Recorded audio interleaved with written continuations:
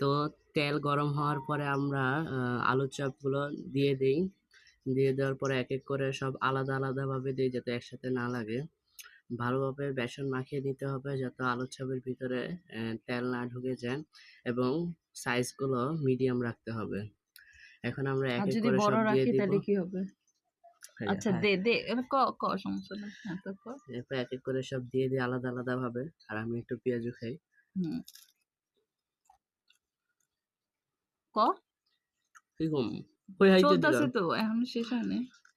তো সব আলাদা কারণ এটা তো কিছু দেখতেছি আলাদা ভাবে দিছে। কিছুক্ষণ ভাজার পরে এটা উল্টাতে হবে যাতে ওই বেশি পরিমাণে আর চুলার হিটটা এখন কততে ছিল?